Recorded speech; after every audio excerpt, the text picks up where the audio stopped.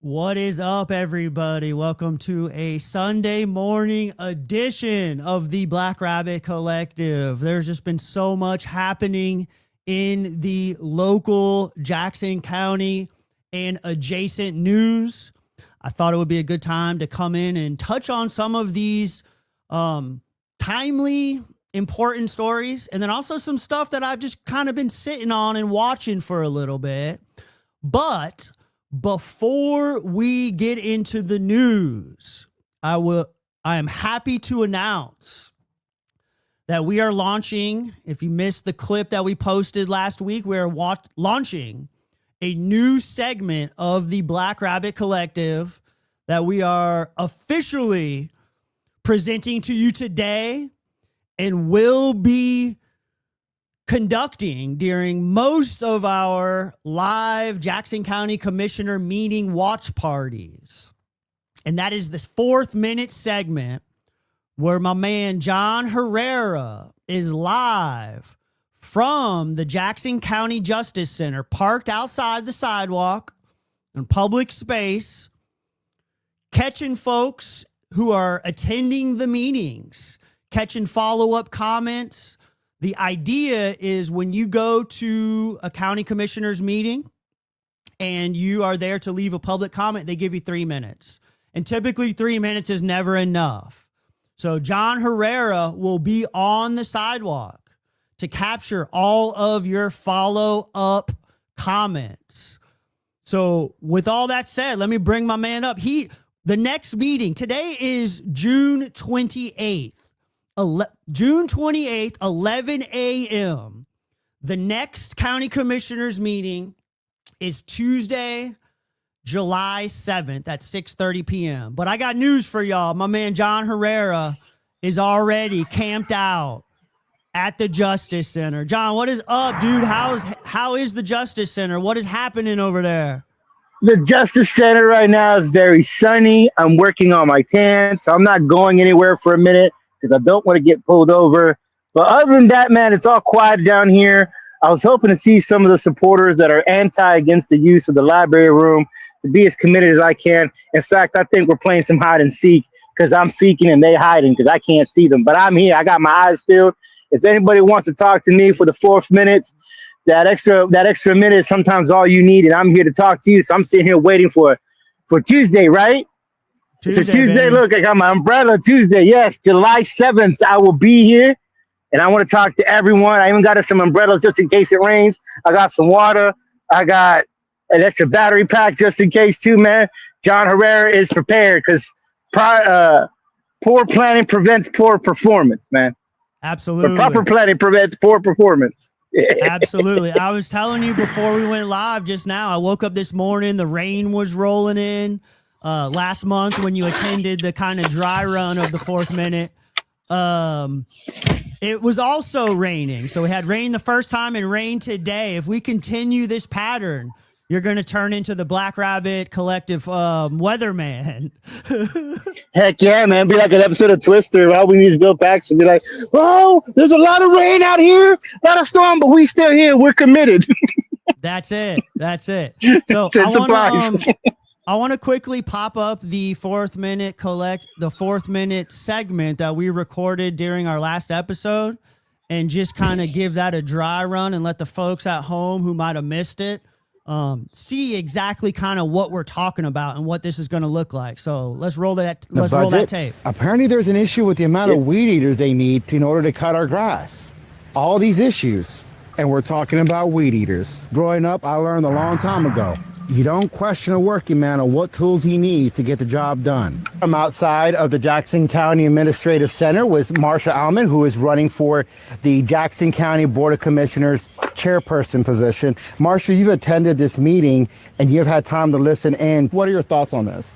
Well, I think our grounds crew does a phenomenal job. They're definitely a group that we should be proud of. I've personally felt a little offended because I am a working class person where Ms. Hooper wanted to see a list of the items and the serial numbers and accountability for everything. Also, there were some things on this budget that raised some concerns with you as well, I believe. Were they? I'm concerned that we are spending more on jails than we are on schools. What would your proposed plan be for if you get elected chairperson? We need to increase our funding to schools, both public schools and then the SCC. Kids who graduate and go on to SCC, or kids who don't graduate but go and learn a skill, are more able to earn a living. People have to keep a roof over their head and food in their bellies. Marsha, it was great talking to you. I definitely look forward to you running our Board of Commissioners, especially with your idea for the public school system. As someone who benefited a lot from communities in school and the Mountain Area Workforce Program, I'm definitely cheering you on. Thank you so much. I've come to this conclusion that I'm bothered because I don't know anyone right now who can pay their rent on time. I don't know anyone that can actually afford what groceries they would like. And watching people argue on where they can cut makes me wonder when they're going to start for the county jobs, because county jobs don't pay as much as they should, but I know they're going to be next on the chopping block. They're not here to support. They're here to win votes for people who are going to vote for them during the election year. Ms. Hooper, the person who is making remarks about working class people. I really want to hear what Mr. Rogers has to say and what he would do different. At the end of it, all I'm hearing, and I'm very afraid of this, is that good working class people are going to lose their jobs. Nonprofits are going to get a hit just for somebody to win votes. I understand votes get you in, but you still have an obligation to everyone, no matter what. Auditing weed eaters will not help your cause. With that said, this is John Herrera with the 4th Minute. I definitely know they can't censor us like a certain Jackson County Facebook page. Have a great rest of the night. Buenas noches. This is John Herrera. Bro, solid gold, dude. Solid gold. Thank you, baby. For a first time out there, you know. Yeah. I think he's allowing comments now, isn't he, on the Facebook page? He is not allowing comments on any new Facebook posts. I have been going back to old posts that he has not turned comments off on, and leaving him comments, asking him to turn them back on, and questioning the handling of the whole censorship and things like that. But yeah, I'm pulling up old posts. So no, you still cannot leave comments. You know, I actually I had a conversation with him about the comments on the Facebook post, and I feel, and this is how I feel, keywords very how I feel he put in more effort to censor people on that Facebook page than he did trying to communicate with them. Case in point, when I was talking to him, I was like, hey, man, you turn it on because it's not right. These are what our tax dollars are being paid to use. People have the right to say what they want. People say things that upset me all the time, whether it be on social media. Like I spend most of the weekend upset with people upset about the Haywood County Pride thing. It's like, if you don't like it, don't go. If you don't like what people write on your Facebook post, then don't read it. But you know, they have it on there. But he goes, John, I spoke to a lot of attorneys. So I'm in my head, I'm going, so attorneys bill you for $2.50 an hour. You're pretty thorough. So I know they're going to bill you 0.5 to read that email. So that's like $75. So he put all this effort into finding out how to censor us without getting legally challenged than he did by saying, if you're upset with what I'm posting as a social media manager, because he works for us, because the county works for us because we pay for it. He didn't do that. And I'm a little disappointed, but I understand it's his first time. We're all rookies at things. So I would like to encourage Bill to sit down with me one day. We can record it live. That way there's no messing with anything. I know I would love to have you there, Stephen, too. Aren't you? I want you there. So you and I could just sort of ask questions like, hey, man, what do we need to do to open this up? What was said that offended you? Because he posted up a lot of things that offended me, but I didn't say anything because I'm not that market. Yeah, it was really the librarian appreciation day post is what really got like the community riled up. I think it was back in April. They made a post thanking librarians and doing this appreciation thing, and they got flooded with comments. And I did a public records request. I wasn't going to talk about this today, but since you brought it up, and I do have a copy of the Jackson County social media disclaimer that he drafted through the attorneys. I have that on the screen right now for folks to read. Okay.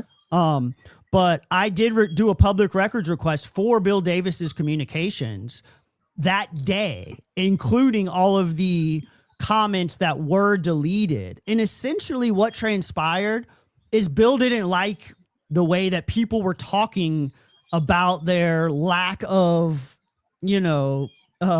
awareness in regards to making this post. Number one, they had never made a post like this before. Historically, they hadn't done anything like this in the past. So everything that's happened over like the last year or so, 2 years in regards to the library, it felt like a slap into the face to both library supporters and library workers.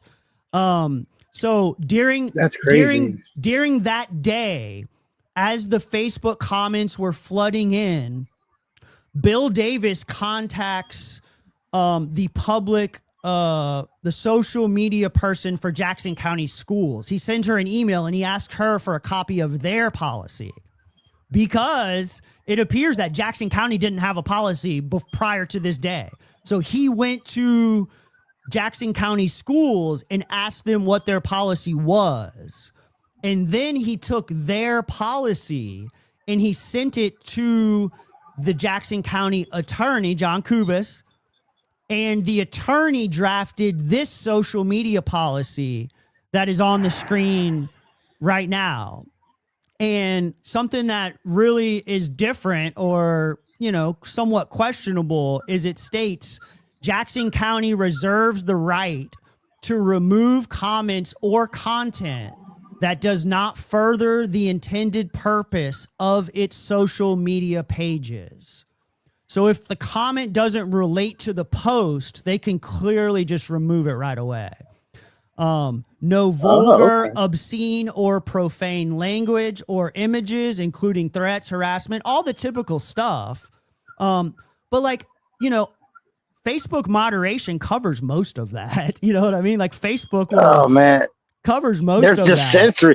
Man, I'm getting a little triggered while you're talking about this, is because, and when I say triggered, I'm talking about my personal things I've been through.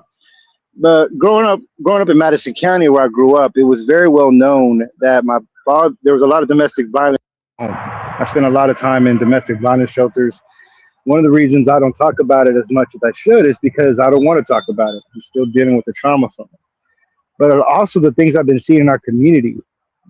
I feel like these men, when the lights are off, are abusive. And they may take it the wrong way, but what I'm watching them do is very much, and any woman who's been through it knows exactly what I'm talking about.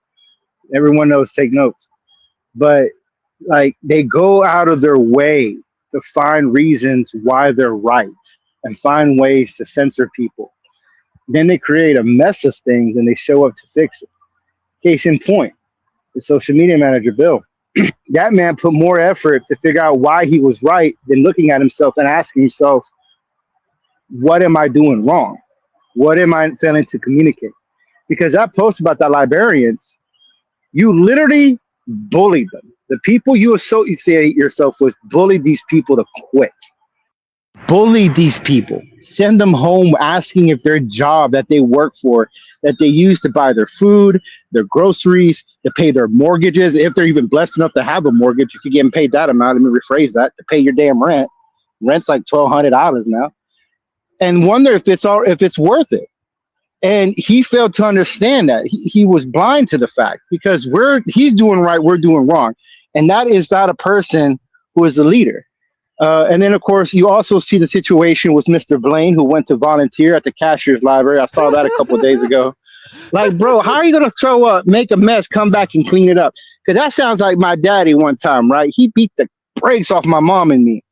And I ended up missing, and I put a hole in the wall. And I left because me and mom left. We went to the DV shelter of my sister's place there in Madison County.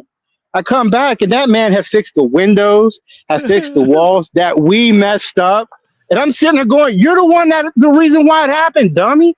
And they're just sitting there like, just that old shit-eating grin, like, yeah, I'm fixing. You're the one that messed it up.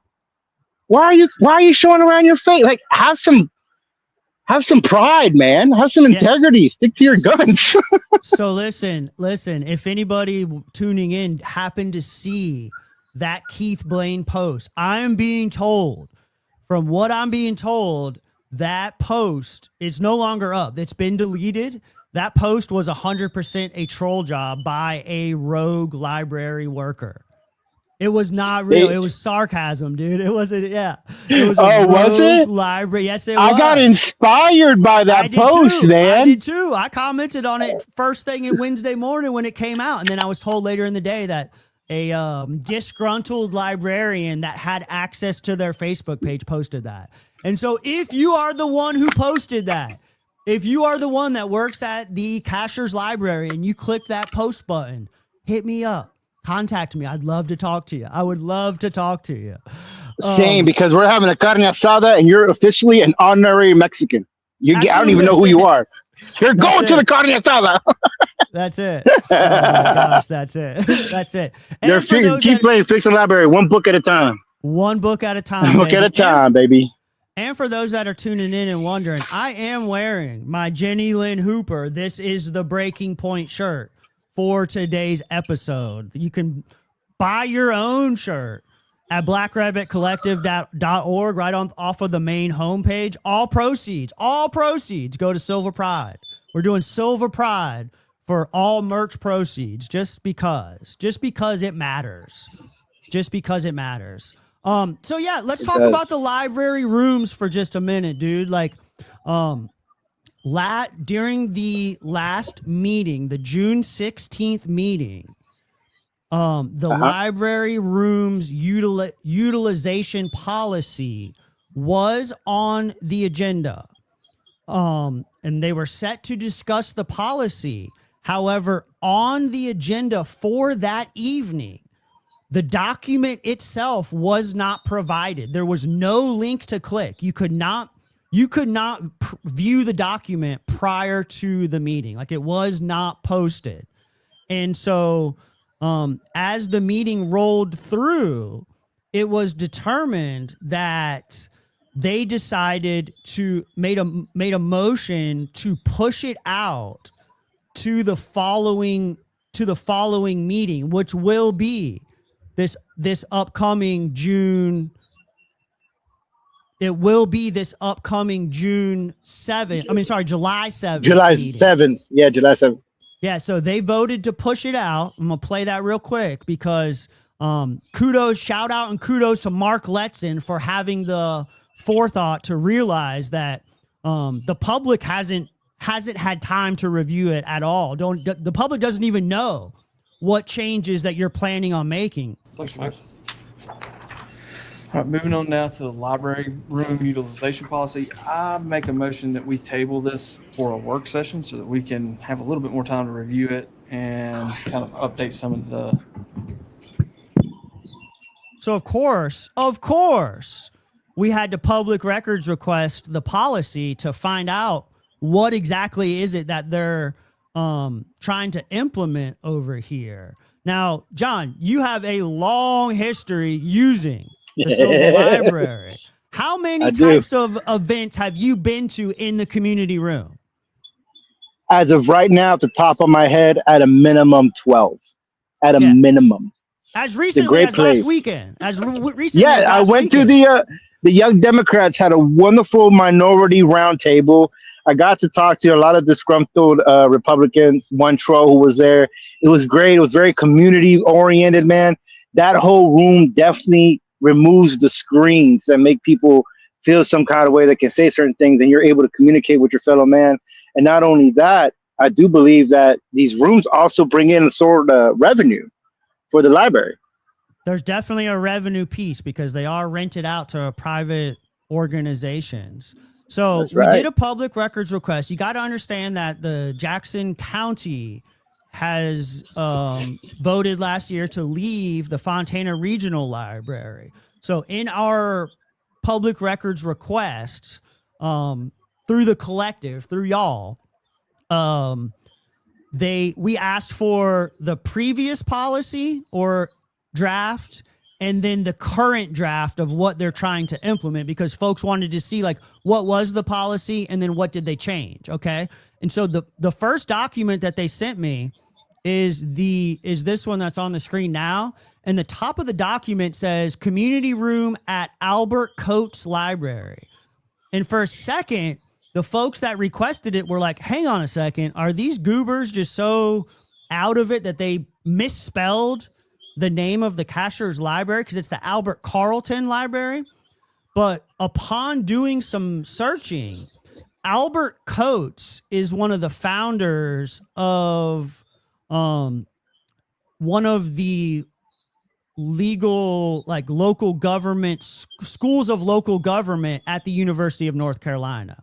He was one of the founders of the School of Local Government. And so essentially what they did is they pulled a template, like a general state sanctioned or available template to use as their draft. And then they made some minor tweaks and adjustments to the templated state offered policy.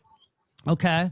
And so the big things that I'm really focused on is just access to the meeting rooms. You'll see in a clip that we're going to play in a little bit that most of this community room banter started because Silver Pride has hosted events and meetings in those community rooms. Would you agree with that statement? I agree 110% with that statement. That's all it is. They're just upset. None of this would have come up, right? Had that not been such a big issue to them. So on the draft of the Albert Coates Library policy, the state policy that was sent to them to use as a template, under permitted uses, it says meetings, civic clubs, church groups, boards and commissions, community development clubs, and political gatherings, along with private celebrations of weddings, anniversaries, birthdays, graduations, retirements, showers, family reunions, luncheons.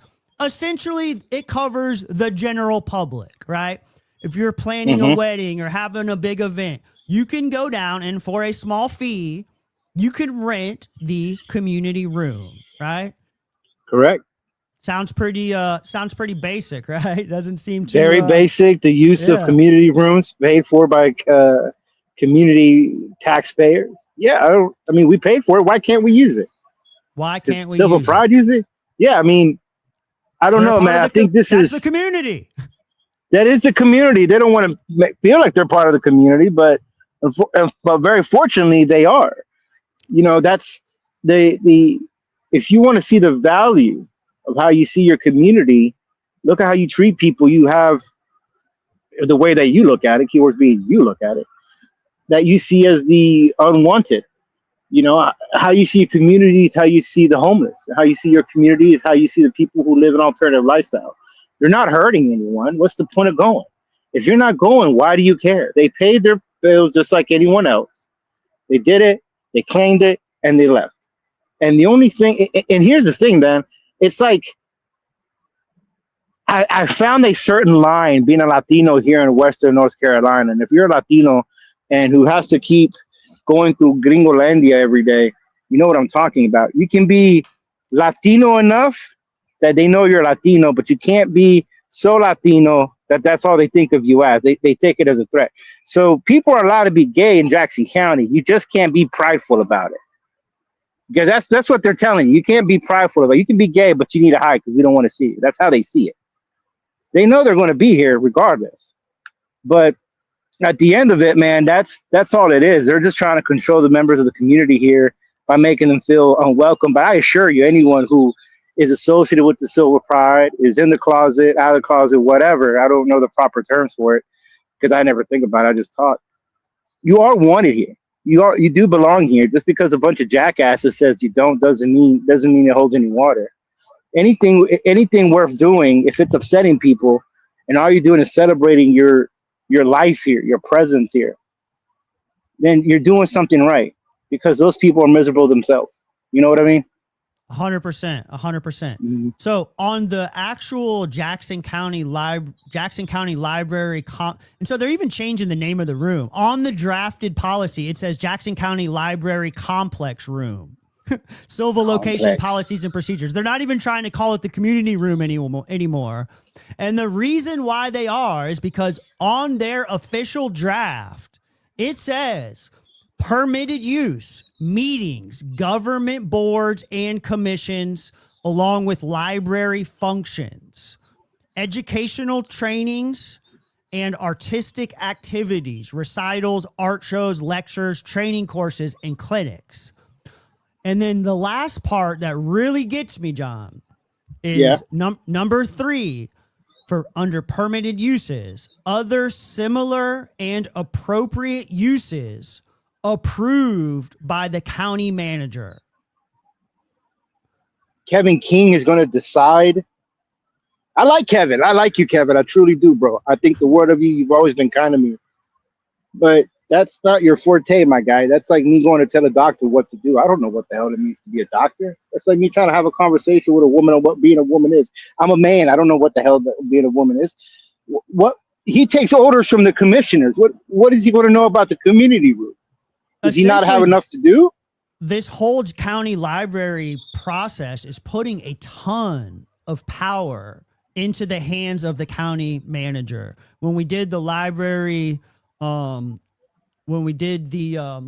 board a few weeks ago, the entire library board reports to Kevin King, reports to the county manager. They are not allowed to contact or have communications with the actual county commissioners. They also don't yield any power. All power goes to the county commissioners. Like the library board is kind of like a facade. They're going to meet 4 times a year and share their input, but still all decisions will be made by the county commissioners through the county manager. And if you were watching all that budget talk last month and paying attention to some of the county commissioners' posts on Facebook, it's clear that the county commissioners, or the ones pushing all these the 4 county commissioners pushing these agendas, they're not happy with Kevin King and they want him out, so that they could put their own person in. And so they're actively trying to have Kevin King removed while yielding all of this power to the county manager. Makes me very afraid of who they might hire if they do find a way to get Kevin King out of there. So, July 7th, at the next meeting, yes, come down and give a public comment. The agenda's not out yet, but we know, because they pushed it from last meeting, we know that they will be attempting to vote on this. And so it is my opinion that if you show up to your public comment on July 7th to tell them how important this community room access is, it's going to be too late. They're already going to have their minds made up. They're already going to be ready to vote. Yeah, I definitely agree with that. I definitely want to talk to everyone to see what their thoughts are. But most important, I encourage all of you. And it's hard to do it right now, especially when we're trying to make it day to day here in Trump's economy. I'm not trying to turn it political, but that's what we're all surviving right now, whether you voted for him or not. It's like, man, it's one more thing for us to be worried about, but this is important. This is deciding. This is literally the do not tread on me flag that you see these idiots coming here wearing. They're treading on you. They're taking away your money, and they're telling you what they're going to do it for, because they believe that that is what you want. They have put themselves in the echo chamber, because the people who want this are signing the checks and writing a memo saying, I don't want to see the gays in the library. So it's very important for you to come down and to speak up. And I know there was a huge group of people, an exodus of people that came down to the county, to the Jackson County Commissioners meeting last year around May. And I know that they didn't listen to us. The issue isn't right now, it isn't, are they listening to us? It's we're paying attention that they're not. That we want them to know we may be tired. We may be exhausted. We may have just gotten off to work after pulling a 9-8 hour shift, busting your tail for a paycheck that's going to be gone, and you go to Walmart to buy your basic groceries and you feel like you're bad with your financials. But you need to let them know that you still got your eye on the ticket. I mean, people like yourself, Stephen, who are doing the extra mile, in order to ensure that people are informed. This is your time. This is your time we show up. You only get 3 minutes to the commissioners, but here at the 4th minute, I want to give you that extra minute, 2 or 3 if you need it, whatever you need to say to get off your chest, because they won't censor us. We want to hear what you have to say, especially if you are a disgruntled Republican, especially if you are a independent-minded non-affiliated, and a Democrat. We definitely want to talk to all of y'all because we want to hear what your thoughts are on the commissioners room. On the community room. I think that it's important to blow up their email inboxes right now. Send them a daily reminder that we are paying attention and that we're not going to stand for removing access to the community room or changing the name of the community room to the meeting room as they have according to this policy. Write your commissioners, be stern with them, give them a verbal greasing. I'm not telling you to threaten them or anything like that, but let them know that this is not acceptable, that we will not tolerate this type of like massive oversight. This is crazy. This is crazy. I definitely agree with that. We need to discuss about boycotting these people's businesses, man. That's essentially what it was, because no matter, you and I will never have, we have more time to commit to this than the ne'er-do-wells do. And I say ne'er-do-wells because they're not doing anything well, unless you ask them, they think they're doing well. But on top of that, man, these people have more financial resources than we ever can. And they're lining the pockets of our commissioners. Am I accusing them of being dirty? No, but I'm just saying that you keep doing decisions that people in your community who actually care are making a time to go down there, because no offense, who the hell wants to sit there and listen to 5 people talk about numbers, accounting work? But someone is paying them to make those decisions because they're not in our interest. So I think from now on, I think if they choose not to do it, we should definitely discuss boycotting businesses. But it's just saying, no, if you are not going to listen to us because we ain't got the money, we're going to make you hurt. You're going to know what it's like to have no funds, to have very limited funds, still do the right thing, as they call it, and not get hurt. So, I mean, Ms. Hooper has that cleaning business. I don't know anyone that's ever used it, but last time I seen anything with her business, she was getting sued. But that's neither here nor there. I like Letson, so I'm going to leave Letson alone. That's my dude. He stand up. I don't know the other ones. I know Todd Bryson has that funeral home, but I mean, who's going to complain? They're all dead. No shade, Todd. I'm just saying. Michael Jennings is a home builder, and I'm not in the. I'm not. It's not in my budget to build a new home anytime soon. So, well, here's the thing, man. When you start talking to people and just say, "Well, the locals don't use him because he doesn't represent he represents somebody who's local here, but they're only local when it's the summertime. The snowbirds, they don't live here full time." Yeah. So at the last meeting, there was some really solid public comments, and I do want to just play a couple of those real quick to show you that I posted them on my page. As it stands right now, I have the county commissioners' email addresses scrolling off of the screen. Write them an email today.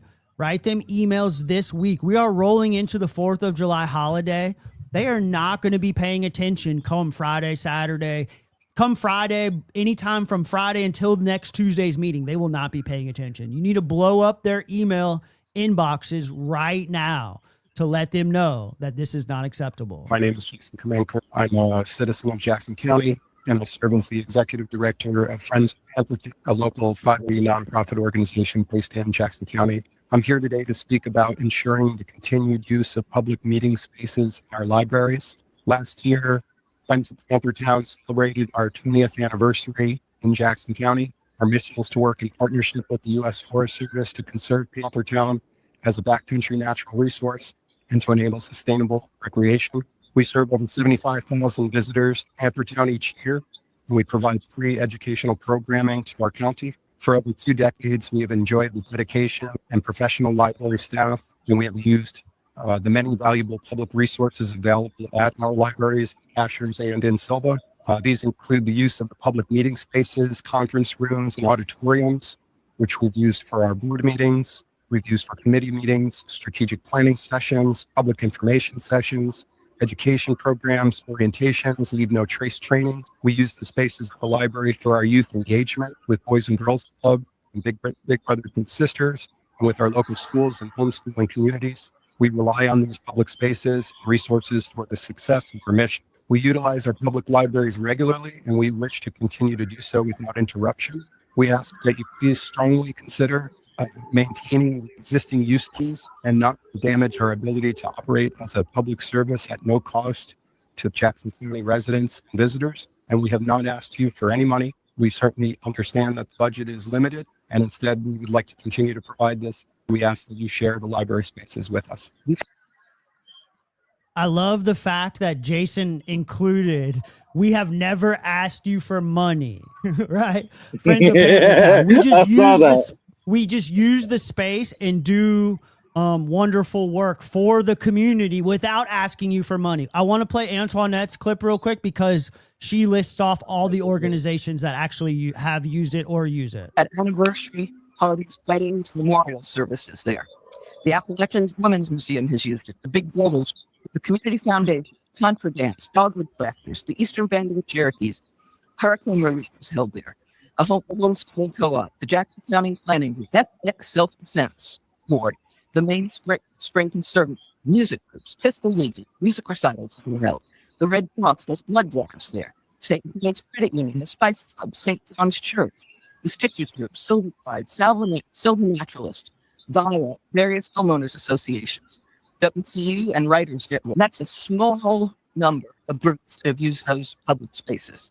Rumors have it that you won't limit the general public from making reservations for these spaces because Silver Pride programs in the community. If you limit access to these rooms, where would you suggest these folks have their future meeting? Or does that fall under the category of it's their problem, not ours? It's a problem that right now doesn't exist, and let's choose to make it one. My name is Jason Kamenko. Boom. Antoinette, bro, she always says what's in my heart, and she says it so eloquently. That's Jackson County's mama right there, bro. I don't care what anyone says. I think the world of Antoinette. Jackson County's mama. So please write your commissioners. Let them know that this is unacceptable, that we're not going to tolerate that. I'm going to throw the email addresses up one more time. There's the email addresses. Hit them up. You know, Steven, I was listening to everything that these people were, that the two speakers were discussing what the use of the community room. As soon as the fourth organization was in, I don't remember who it was. I'm like, why are we having this discussion? Like, why is it so important to you? You know, all these issues we have here in Jackson County, and we're stuck on the community room. Nobody's in the grand scheme of things. It doesn't mean anything. Just leave the room open. But, you know, common sense isn't so common in governance. That's the issue. Absolutely. It is, man. I mean, common sense is not common. I mean, why are the weed eaters so clean? I don't know. Maybe they like their equipment, so they wiped it down. Why are the Silver Pride having a meeting at the community room? I don't know. Maybe because they're members of the community. Did they pee the fee? Yeah, when it's up there. Leave them alone. Like, they ain't bothering no one. You don't want to go to them, just don't go. You know what I'm saying? And that should be for everything in your life. Like, I don't understand where all of this, like, trying to control other people comes from. Like, I could care less what these Republicans do on the weekends, you know, as long as it's not involving my government. We're the busybodies. We're the busybodies. We're the ones harassing them. And we're like, no, dude, we got things to do. It's Sunday. We got to get ready for work on Monday. Something they don't know much about. Because I'm sorry, when you grind differently when your only inheritance is trauma from your family. Their inheritance is in the millions. Yeah, the clouds are like, you're just waiting for someone to die. They are, man. I was actually enjoying it. I took my hat off, and I'm like, man, it's nice and cool right now. But yeah, there is some storm clouds rolling in. It's coming over here from the southwest. You know, when I was little, I wanted to be a weatherman. I used to hang out with my grandparents. Yeah. I got a little Wi-Fi kick on you. Did Adam Tabruge, one of your other buddies, did he ever tell you that him and I recorded a podcast in the library about 3 years ago? I did not know that, dude. Adam and I are working on this thing called the Pesky Democrats, which is a different kind of podcast show. We're working on it right now. We're actually in the editing room. Great man, dude. Wonderful guy to have a conversation with, especially about the current political climate here locally. Yeah. He was running for Senate. For North Carolina Senate, and I had him on the podcast. I got a little clip just playing across the screen so people can see it. It was awesome. It was the first time I met him. Suffering, it was on the verge of non-existence. And so the fellow I mentioned, Jay Mosley, my contract sponsor. I don't even know what that clip was about, but yeah, that was us. That was us in the library recording a podcast in one of the meeting spaces. So, John, one more call to action for folks before I let you go, man. One more call to action to give me an email your commissioners. All right. So this guy says, John Herrera with the 4th minute. Here's what I need you to do. Here's what I would like you to do. Here's what I'm going to ask you to do, even though you can't really take another thing off your plate. And I wouldn't ask you if I was doing it myself, and I wouldn't ask you if it wasn't important. I need you to write your commission, the email. I need you that if you see any of our commissioners out in public, they are entitled to certain levels of privacy, so be mindful of that. To say, hey, may I speak to you for a few minutes? Remove the screens and have a conversation with them. Now, if they respond to you in the negative manner, then de-escalate and eject. But you got to let these people know when you're in the community, people want to talk to you. People want to discuss about the community room, because that is what you're agreeing to do. When I ran for county commissioner, I know what I was signing up for. And so you need to talk to them. This community room may seem like it's not going to impact you, but it will. It will impact your friends. It will impact members of your community. I used to tell people when I was younger, if the only thing you think about when someone says you're racist and you're thinking of me, and I'm your only Mexican friend, bro, they might be onto something. What I'm saying by that, to elaborate further, is don't say you have gay friends when they're the ones getting targeted right now, and they're basically dismantling a public institution to keep them out. Here's the part where you ask yourself, do I have gay friends or do I know gay people? Me personally, I have gay friends, which is why I'm making this important. This is why this is important to me, because I know once they're done targeting them, they're coming for me. They're coming for you. And no one will be able to speak up with you because they left. So you need to write to your commissioners. You need to make some time to come down here July 7th, pack the room, make a move to the courtroom and just say, no, enough is enough. You guys did it with the library. It is what it is. We couldn't deal with the pockets of the plantation owner known as Gaston, who's very impossible to find on social media because he spent that much money on someone to clean it up. Don't think I don't know. And we need to tell them, we need you for the community room. You cannot take that from us. This is for the public. You're free to use it because your tax money's paid for it. And that's all I got to say about that, Steve. Thank you, bro. I appreciate you. And then don't forget, while you come out next Tuesday, stop and say hi to John. Share some thoughts with him. Let him know how you feel in the moment. I will say that anyone that tunes in and interacts with our live streams, with our watch parties during the event, one thing that I have done from the last one that we did a week ago, and I will be doing again, is I export all of the comments from our live stream and I send them in via email as one massive public comment to the commissioners on the record, because we are censored from providing feedback on any other social media platform. Their YouTube comments are turned off. Their Facebook comments are turned off. So you can come to the Black Rabbit Collective, hang out at the watch party, interact with us, and then those comments will be sent to the commissioners as public comments. That's right. Steven, you're doing the Lord's work, brother. You're doing the Lord's work. Yeah, you're the man, John. I love you, bro. Thank you for being here, I love you more. Get some ice on that knee. Get some ice on that knee. I'll be all right, man. I'll be all right. I could see how swollen it is from here, dude. I'm a gangster, baby. Small thing to giants. Small thing to giants. That's true. That's true. All right, bro. Love you, man. I'll catch up with you. Love you too, brother. I'll at you later. Peace. All right, ladies and gentlemen, that was it. What do you know? The 4th minute is coming.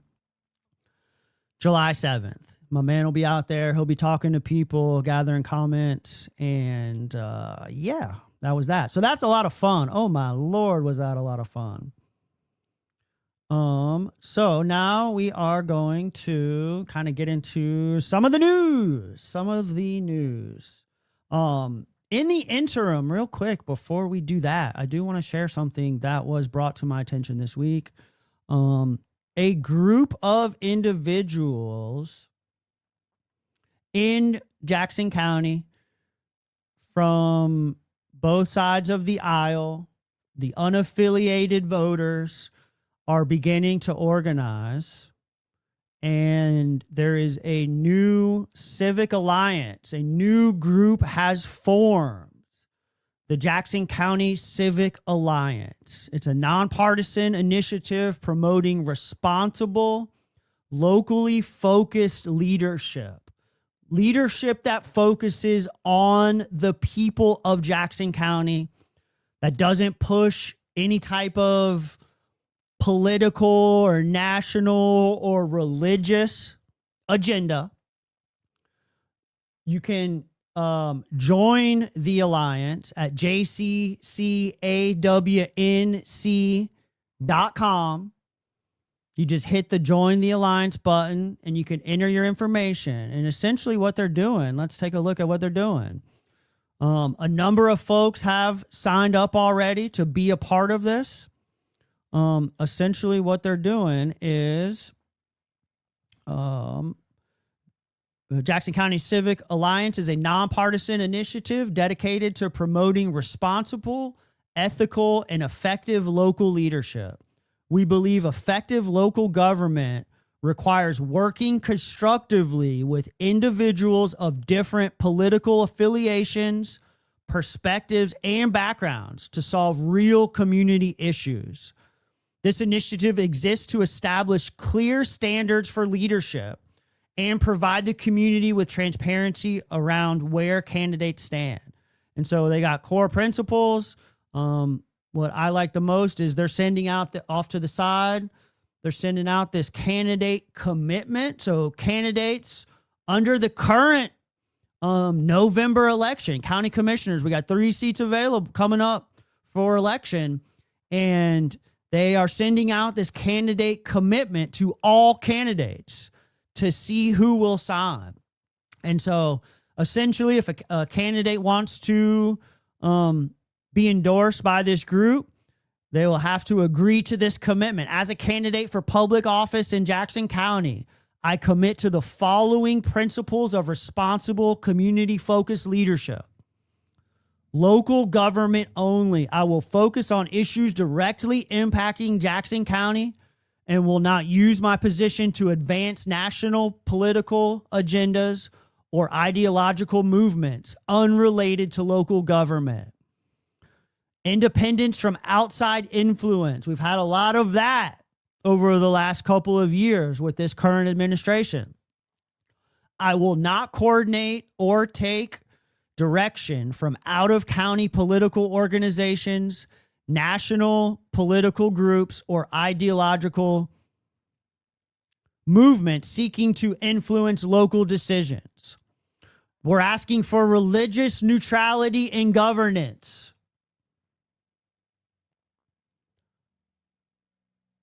I will not use public office. Take note, Bill Davis and Beth. What's the name that Beth doesn't like to be called? Yo, what's the name Beth don't like to be called? Take note, Bill Davis. I will not use public office to promote, advance, or impose religious beliefs in government decisions, policies, or operations. Government must serve all residents equally. I'm talking to you, Bill Davis and Beth James. Evidence-based decision making. My face is going to be in the way here in just a second. Let's see if I can move it.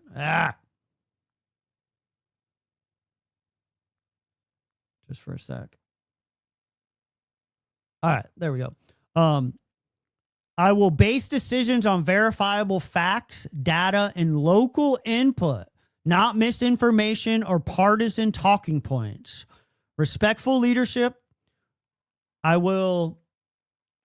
Beth Jenkins. Take note, Beth Jenkins. I will engage respectfully with colleagues and constituents and work to reduce unnecessary division within our community. We're asking for transparency. I love it. Like, all these politicians talk about transparency, until I send a damn public records request or ask for accountability. I will communicate openly and remain accountable to the residents of Jackson County. And then lastly, cross-community collaboration. I will work constructively with individuals of differing political affiliations, perspectives, and backgrounds. Now, I'm really curious. You can see all the folks. There's like, I want to say, I want to say 28 people have signed this and joined the initiative. A lot of names you might be familiar with. I would encourage y'all to get behind this. I'm really curious. Again, this is a nonpartisan group promoting responsible, locally focused leadership in Jackson County. I am really curious how David Rogers is going to handle this, or is he going to ignore it just like he has all other requests from other individuals? But yeah, get on board with the Civic Alliance. I think everybody is feeling a little bit of this this chaos that is happening, and these are a group of individuals from both sides of the aisle that are coming to work together for us, for the community. So check that out if you can. Check that out if you can. Get behind it. So, yeah. There's a lot of like library stuff, and I've, me and John just talked about the meeting rooms. There's FRL stuff happening. I have not spoke a lot about the library because I felt like it was well covered and had been talked about in the local media, local news, very good for the last couple years. So I've been staying pretty clear of it and just talking about like, what are our county commissioners doing for us? And there is one individual that has been on my radar since last year. And the way I do this show, I'm just going to flash it for 1 second. But the way I do the show is I just have like an open spreadsheet, and I have all of my topics and articles and notes that I want to talk about laid out on that spreadsheet. And there's been an individual whose name has remained on my spreadsheet since like March. And unfortunately, due to like the county commissioners doing what they do, I have not been able to get to it. It's kind of like sat down at the bottom of my spreadsheet, and each episode just kind of get off into the weeds and I never get to it. And that is the Jackson County Board of Elections, specifically Mr. Bill Thompson, who is the chair. What's up with all these bills being maniacs? But this son of a bitch right here in the middle, Bill Thompson. So you might remember he first got on my radar last year. Into November, we voted to close the WCU early voting site. There was a lot of news around it, a lot of ask your question about billboards, Allison. I may or may not be able to answer it. They voted to close the WCU early voting site. That led to, that's true, ever since Bill and I sold out the library. They decided to close the WC early voting site, and that, felt very targeted towards young voters. There was some protests that happened. The college Democrats gathered and walked over together to place their votes.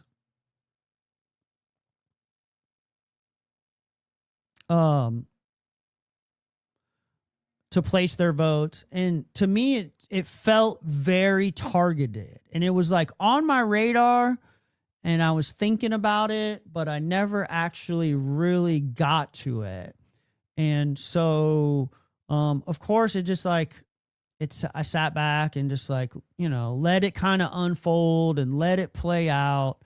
And then just a few weeks ago, in the beginning of June, it was reported by Lily Nope of NC Local that the Jackson County Board of Elections chair alleges pressure from Raleigh and auditor's office forced his early voting plan vote. And so essentially we had a Jackson County Board of Elections meeting, and they were going to be voting to potentially move the current voting site at the rec center to the Health and Human Services building on the campus of WCU. Now, if you've never been to the new Health and Human Services building in WCU, it's up Little Savannah, past the, it's at the end of Little Savannah, past the post office. And the building itself is bigger. They have more parking. There was a lot of fear that the Jackson County, there's a lot of attention on this upcoming election, these midterm elections, for obvious reason. And they're expecting good turnouts. And so there was a lot of concern that the Jackson County Rec Center and its current layout with the pool where the parking lot used to be, they might not be able to handle the volume of what is anticipated to come. And so they were going to be voting to move the location from the rec center to the Health and Human Services building on the campus of WCU. I personally think it's a great idea. It's kind of a meet in the middle where we do have a location still in Cullowhee and students can easily access it. We want everybody to go out and vote, not just your friends. So coming out of that meeting, the board voted 3-1 to advance a plan for the early voting site on WCU's campus. Republican board chair Bill Thompson confirmed to the board that he had received word from the state auditor's office about how he should vote. Shout out to Roy Osborne. I know some of y'all in the chat know Roy. Let Roy know that the way that this article right here was reported, Roy absolutely stood his ground and approached this from like a very nonpartisan way and did his best to hold Bill Thompson accountable for his actions. Democrat board member Roy Osborne asked Thompson directly, are you getting any input, for example, from the state auditor's office? Thompson responded, yes. Are you making that transparent to the whole board? Osborne asked. Yes, they want it to stay off campus, Thompson replied. Throughout the meeting, Thompson expressed that he supported a voting location off campus because his discussions with state officials. I know where everybody's vote is, and I'm probably the lone holdout. Well, I am the lone holdout, and it's pressure from above. Democrat board member Roy Osborne pushed Thompson later in the meeting to say who he was speaking with about the decision. Thank you, Roy, for getting the facts out there, for holding your ground, for pressing Thompson, for doing your civic duty as a representative on the Jackson County Board of Elections. As a matter of fact, maybe if Roy's watching, I'd love to hear from Roy. Roy can call me right now. I would love to hear from Roy if Roy's tuned in, or if anybody can get this message to him that I'm trying to that I'm talking about him.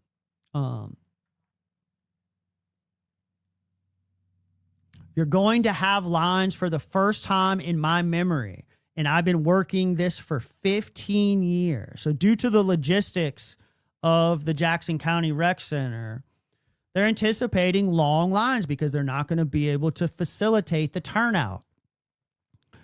I will state that. Let's get into it out in the open on the record. I'm going to vote for the rec center, period, and it will go to Raleigh, and I will wash my hands of it, which is a really shitty thing because it was voted 3-1 to move it to the Health and Human Services building. But according to state law, it has to be unanimous. And if it's not unanimous, the North Carolina state auditor gets to decide anyways, which is absolutely insane. That's something that needs to be addressed. Maybe that's definitely something that needs to be addressed. I want you to say, I'm going to vote for the rec center because I've been told by the state auditor's office, Osborne said. Go Roy Osborne. Jeez. I've been asked to, and I'm going to. That's it, Thompson said. Another Republican member, Jake Peavy, said he received pressure from Raleigh, and he personally doesn't care. And I do want to give some love to my homegirl, Lily Levin, who also covered this in the Smoky Mountain News. And I just got to give her a quick shout out, because anytime a journalist can title their article with a quote that says "kiss my ass" is worth broadcasting everywhere. So we're going to flip back to that real quick, and then we're going to go back to the other article. All right. Another Republican maker, JPV, said he received pressure from Raleigh and he personally doesn't care. I know where the pressure's coming from because it's been relayed to me. I've been told that if I don't vote a particular way, that they will do whatever they have to do to remove me from the board, Pavey said. Right? So they've specifically told the 3 Republican Board of Election members that if they do not vote to keep the polling location at the Jackson County Rec Center, they will be removed by somebody in Raleigh, probably the auditor. So I suspect, from their positions and replaced. Pavey said he was voting despite the pressure from leaders and to keep the polling site off campus. I think we need to settle where we want to have our elections and be strong enough to stand up to whatever pressure we receive, Pavey said. I know that I'm bucking my party by this, and I may very well be a one-term person on the Board of Elections, but if that's it, that's fine. I will stand on this hill, and I will die on this hill. North Carolina local spoke to Thompson after the meeting, and he confirmed he has spoken with the state auditor's office, state board of elections, and local Republican Party about the site. I told them I'd hold the line. They asked me. I said, okay, I'll do it. And I did. And local party as well. I'm not a happy camper, Thompson said. I'm not sure we're allowed to be partisan, and yet we're obviously displaying huge amounts of partisanship, Osborne said. It is a freaking mess. After the meeting, Thompson implied that the pressure was the reason that Haymayer resigned. So Jackson County Board of Elections Director Amanda Allen explained that members are not allowed to make partisan decisions. Prior to this vote, Wes Haymayer resigned. He didn't want to face the vote. He chose to resign, supposedly on standards. Now, if we switch back to the Smoky Mountain News article, it gets into a little bit of what exactly transpired prior to this vote, because it ties directly back to the Jackson County GOP. The language and the way that it was expressed to these Board of Election members, the communication seems like it funneled through the Jackson County GOP.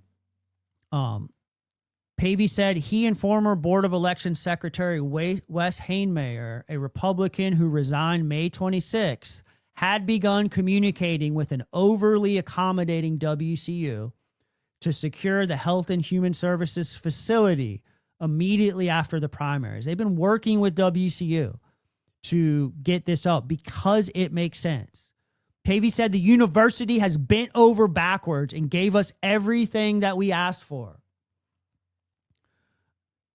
I said, if the, hold on. On May 15th, Pavey visited both sites alongside Jackson County GOP Chair Justin Castle. He visited both potential sites alongside Jackson County GOP Chair Justin Castle, explaining his support for Health and Human Services building, while Castle took photos to integrate into a slideshow. But during the tour, Pavey learned something graver. Were he to vote against the rec center, a North Carolina official, perhaps the state auditor, would personally have him removed from the board. That message only angered the Jackson County Republican. Castle is the one that told him that. Castle is the one that told him during the site visit. I said, if this official wants to call me himself, I don't think that conversation would go well. Pavey recounted, I'd probably tell him to kiss my ass. Go Lily Levin for being able to put kiss my ass in your total and covering this as thoroughly as possible. The next week, he and Hainmayer appeared before the Jackson County Republican Party Executive Committee to justify their pro-HHS decision. Hainmayer clarified the statistics, capacity, accessibility, while Pavey emphasized the differences between the two prospective locations. At first, there was great pushback from members of the committee about it, he noted. So, they went to the Jackson GOP and showed them the data. They went to an executive committee member meeting. And so actually, I want to see something right now. What was the date? May 15th, he visited. The next week, he and Hainmayer. So let's see if that is related to. I have a feeling it is. No.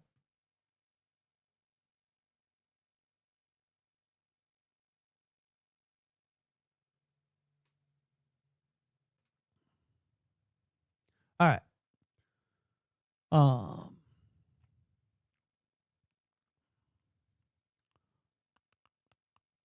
So Wes Hainmayer resigned prior to having to place this vote because he wanted to vote for the Health and Human Services building, and pressure from the local GOP as well as state level representatives, potentially the auditor.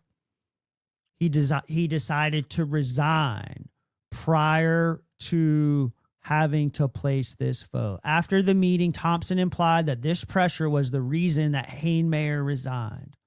If I was smart, I'd have probably done what Wes did, but I'm not. I'm going to stand and go through it, whatever it is, and see it through, Thompson told NC Local. Thompson said he wasn't concerned about being reappointed to the Board of Elections or any other repercussions from the pressure. It's like a continuing negotiation. That's the way I would put it. Not the best place to be in, but that's where we are, he said. That makes me whatever. You can put it in the paper. I don't care what. I'll go home and work on my old cars. The guy doesn't even want to be in position. The questions on neutrality. Pavey said he was called before the Jackson GOP Executive Committee with Hainmayer after they expressed that they supported early voting at the HHS building. We presented them with the evidence. We presented them with the numbers. We presented them with everything. And all I heard was, well, we just don't want it on campus. What does that sound like? What does that sound like? Does that sound like what's best for the residents of Jackson County? Does that sound like what's best for the residents of Jackson County? These are concerns from the Republican Party about having it on a university site. And as far as neutrality, I'll just put it that way, Thompson said. He said that he hadn't seen any problems, but that he had heard of issues with unverified voters, most of them from Cullowhee, which is really crazy because they're still voting at the rec center. So they're trying to claim the reason why they are not allowing it to be on the campus of WCU is because of rumors. I've never seen a documented report, rumors of unverified voters, right? Of course, Jackson County Board of Elections Director Amanda Allen pushed back on allegations of unverified voters, explaining that the registration repair list is coming out of arbitration and that is not an indication of voter fraud. There's no There is no evidence of voter fraud. I want to, on the record, say that there is no evidence of fraud in elections in Jackson County, Allen said. So now the vote goes to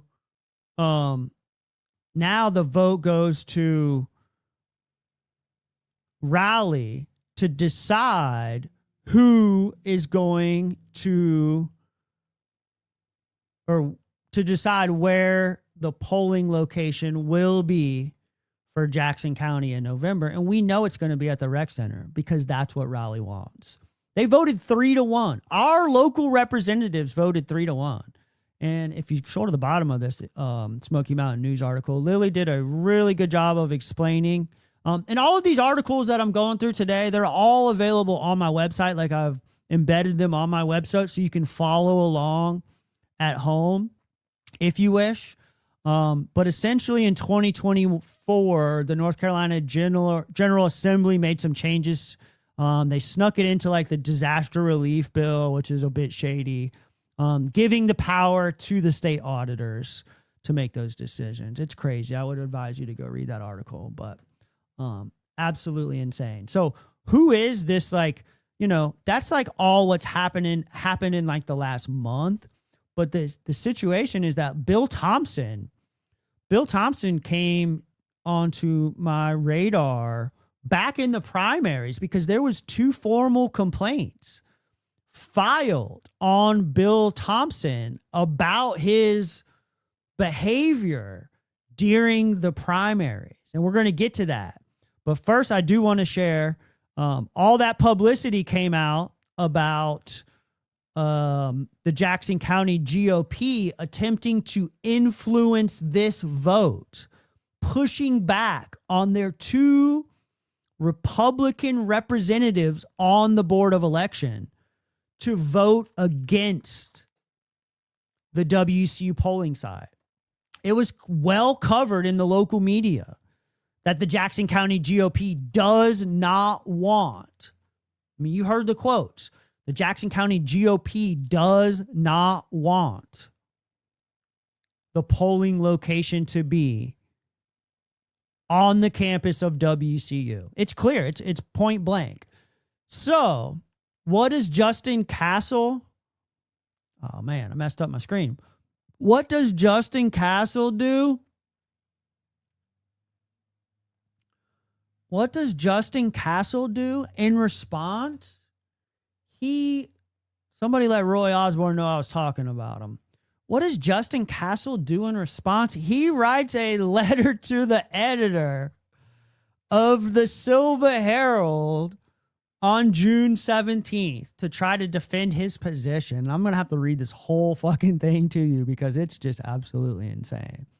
Regarding the story, WCU poll in potential voting plan, it is reasonable and routine for Jackson County GOP to discuss items with our local board members and people at the state level. All parties do that. After the Board of Elections closed a duplicate Cullowhee voting site, the on-campus site, that had about 400 plus votes cast and cost about $20,000 to operate, it was brought to the attention of our executive committee that the BOE was looking to move the Cullowhee election site, not just for early voting, but for election day, from the Cullowhee Rec Center to the WCU Health and Human Services building. The Jackson County Republican Party appointed Wes Hainmayer and Jay Peavy to the Board of Elections and invited them to discuss the 2 voting sites. We voiced our concerns of the impact of moving the location, the longevity of the Cullowhee Rec Center being and continuing to be a voting site would help all voters.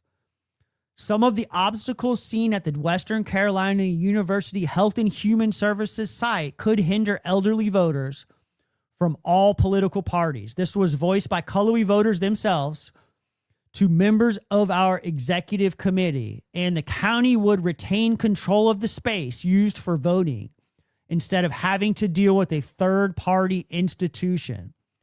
This would best serve the county. The main concerns were presented to Hainmare and Pavey, along with the recommendation from an overwhelming majority of the executive committee and of 4 county commissioners to keep the voting site at the rec center. Absolutely insane. Like, this dude is disconnected from reality. His own appointed Republican Board of Election members explained to him that, number one, the third party that he references, Bill and Wes, said that WCU rolled out the red carpet for him and was very easy to work with. They also, the accessibility was addressed by Hainmare and Pavey and WCU. They have more parking, handicap accessible. I mean, there's no difference in moving the site from the rec center to the Health and Human Services building as it is from moving the old site, closing the old site on campus at the UC and making all those students move over. Granted, it's only 400 students. So, yeah, my boy Jenkins, baby. My boy is lost in the sauce. And these are the individuals that we're working with. Again, I'll remind you to please join the Jackson County Alliance, the Jackson County Civic Alliance. Get involved with the Jackson County Civic Alliance to avoid all of this nonsense. This is legit a dog and pony show. You know, for the longest time, every single day I wake up, I read the newspaper, I tune into a county commissioners meeting, and I'm like, God damn, this feels like a South Park episode. And then it hit me a couple days ago that it's not just a South Park episode. This is the South Park series because it's never ending. We're on our 30th season. There's no end in sight with this nonsense unless you are willing to get out in November, vote for civic-minded candidates. You can go to our website and make a financial contribution to the 3 candidates that I personally have spoke to that don't subscribe to any of this bullshit. You know, so if you want to get involved and support some candidates, throw some dollars that way. Grandpa's tired. Grandpa made it to the house with his bum knee and he's tired. Thanks, John. That was awesome, dude. Can't wait for Tuesday, man. Tuesday is going to be groovy. So Castle sends his letter in, open letter.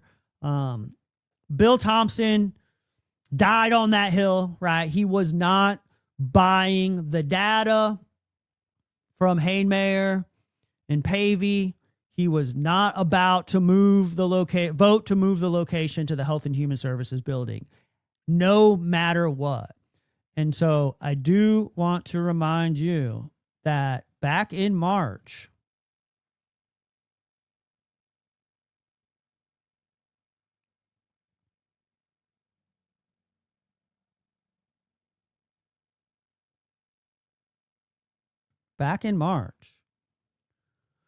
right after the primaries, love the Smoky Mountain News. If you guys read the Smoky Mountain News, I would encourage you to subscribe to them digitally and then go visit their website and send them some dollars. It's a free publication, and they do the best journalism in Western North Carolina. Back in March, immediately following the primaries, 2 formal complaints of misconduct were filed against Bill Thompson of the Jackson County Board of Elections, the Jackson County Board of Elections chair. 2 complaints were filed against him. And so, of course, I had to I had to records request the complaints to actually see what they are. So the first was submitted by Catherine Brand West, and I'm going to read it to you because it's pretty fascinating. Hang tight. It's hard doing all this with one man. It is hard doing this as a one-man show. All right. These were handwritten, so I had to do a little transcribing so that I could actually read it. All right, I think we're in business. So the first was Catherine Brand West. We blacked out her personal information. Both of these complaints were filed back in March, immediately. I guess immediately after the primary. So the first complaint from Catherine Brand West says, at around 8:45 in the morning on February 13th, Bill Thompson, chairman of the Board of Elections of Jackson County, came into the polling station. He said something to the effect of, I like Germany, but never trusted the Germans. You can tell by their eyes they might do it again. It was inferred by those present that he was referring to the events leading up to and during World War II. He then added something to the effect, I would not go to Germany now because of the Islamic invasion. They are everywhere. This was disrespectful to any voter who could have been there at the time and also to the poll workers, and hurtful, right? This dude is just rolling around, letting it rip in a very public place, not holding anything back, not having any kind of regard for his neighbors or for the poll workers or citizens of the county. I mean, that's just flipping insane. And so the second complaint was submitted same day. Norbert Wagner. I'd like to talk to old Norbert. Same complaint, same day. Norbert Wagner. Around 9 a.m., chairman and member visited the polling station. I am working as a poll worker. He asked how we were doing, and a conversation with the whole group of poll workers ended. So we ended up in discussing ancestry, and we talked about Germany. He expressed that he would not go to Germany and that Germany was way too dangerous and not safe. When I pointed out that the German society does not have these rules, he added that I would not trust the Germans anyway. They might do it again. He added, France next. I found the last comments weird at best and insulting as a reference to the German staff at work. He's literally speaking to German staff. In essence, he thinks he expressed deep and unfounded disgust against Muslims and their faith, as well as European culture. The German and Germany were inappropriate at best, insulting and soul-crushing at worst. Fortunately, at that moment, there were no voters in the room, but everyone shook their heads. There's a room full of poll workers. Everyone shook their heads when he left. It was worrisome for me that a person with these worldviews and full of resentment and disrespect is in a position of official servants and of public trust. That's Bill Thompson, guys. That's the guy. That dude right there stood on the hill of the, I guess, the Republican driven State Board of Elections auditor, right? They're the ones that are telling him to vote to keep it there. That's the guy. That's the guy that says he's standing on his values or whatever. That's insane. And those two complaints were filed and they were submitted to the state. The state reviewed the complaints and determined that there was really no action to be taken. State board rules on Jackson election complaints. Corey Valancourt, March 25th. Two complaints filed against North Carolina State Board of Elections against Jackson County Board of Elections Chair Bill Thompson were dismissed after they were given initial consideration at a March 25th meeting of the North Carolina State Board of Elections.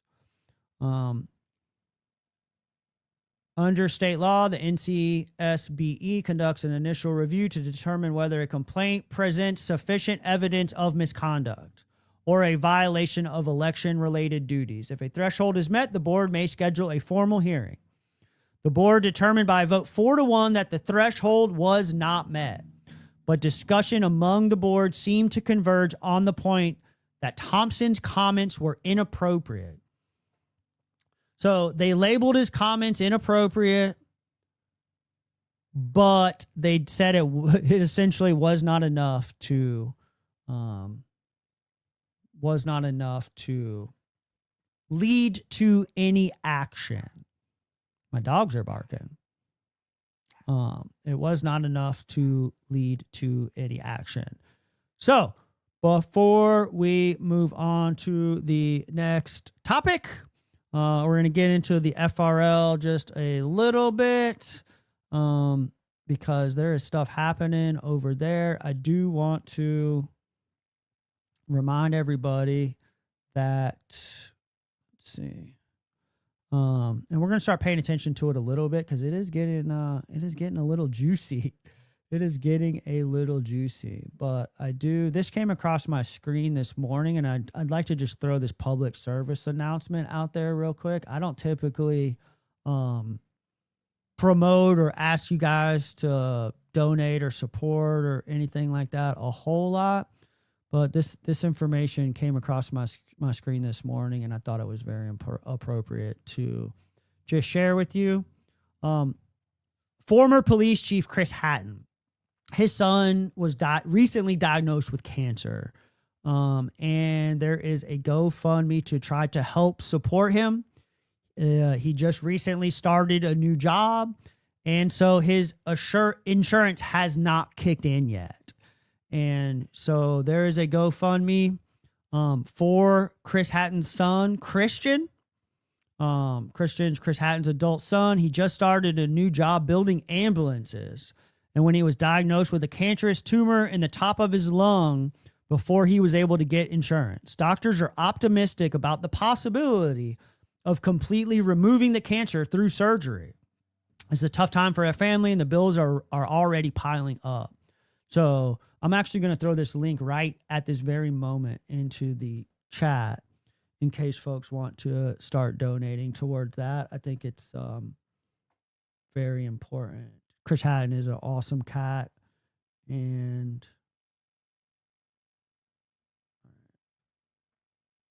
boom, it's in the chat. So if y'all are capable of throwing $1 or more to Christian Hatton to help support him through his cancer journey, we love Chris. We love everything he's done and still does for the community. So there is that. And let us know, Christian, if there's anything that we can do to support you guys. Love you. Love you.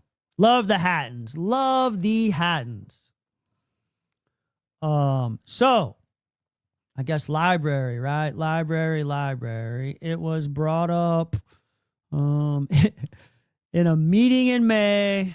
There was a meeting in May, county commissioners meeting, where Lori Richards presented to our Jackson County commissioners that she's a member of the FRL Library Board, that the FRL would be returning unspent funds from past years to Jackson County. And if you watched this meeting live, you would have probably felt just like me, because Lori had a bunch of spreadsheets. Number one, she did not have a virtual digital presentation. She walks up to the podium and passes out some printed papers. So, and then she goes through this whole like verbal arithmetic math situation. It was really odd.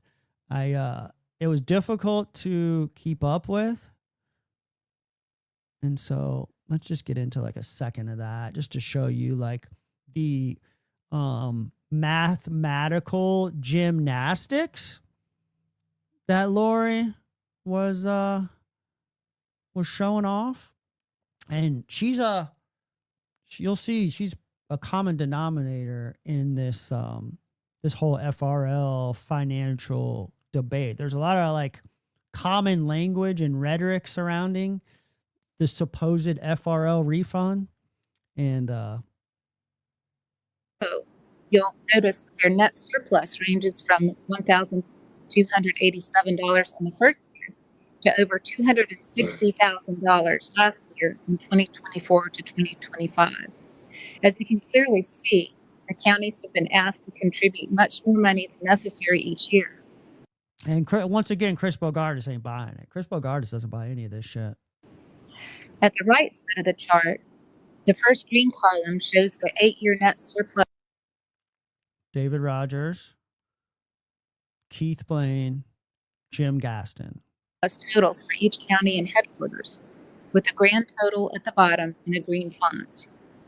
Please keep in mind that there was already a net surplus of over $1 million from years prior to 2017, and that this total of over $1.4 million is only for the aforementioned 8-year period. She's doing mathematical gymnastics. She's like, add this column, subtract this column. She's the treasurer of the FRL board, but she is not an accountant, or the FRL hasn't been audited. These are just like her numbers. Lori's crunching the numbers. Of 8-year net surplus and distribution. Chart 2 is where each county's percentage of 8-year net surplus is. She has like multiple charts, right? You got to go to this column and add that and then subtract that. And Castle's over there in the corner. He's trying to not affiliate with these goobers over there. So that's Justin Castle. Amounts in the second green column are used to obtain the percentage for each county. The 8-year net surplus for each county is divided by the 8-year net surplus total. She doesn't know what she's doing. She's just... They don't know what the fuck they're doing. Just like mathematical gymnastics. So that was presented, and you know, this is, let's check the date on that real quick. Let's go back and check the date. I just want to show you. You can't see it on the screen. There it is. May 19th, 2026. So that was like last month. May 19th, 2026. And I'm really like thinking to myself, like, all of that sounds very familiar. You know, like I've heard this before. I've heard this of this massive surplus before. Who could be behind it? You know, like who could be the driving force behind it? Where could this be coming from? And then I rolled the tapes back and I'm like, wait a minute, I have heard this before. I have heard. Oh no. Oh no. I have heard this before. I'm going to play this full 3 minutes right here, okay? I know y'all remember this. I know y'all remember this. This is August 5th, 2025, just after they voted to leave the FRL.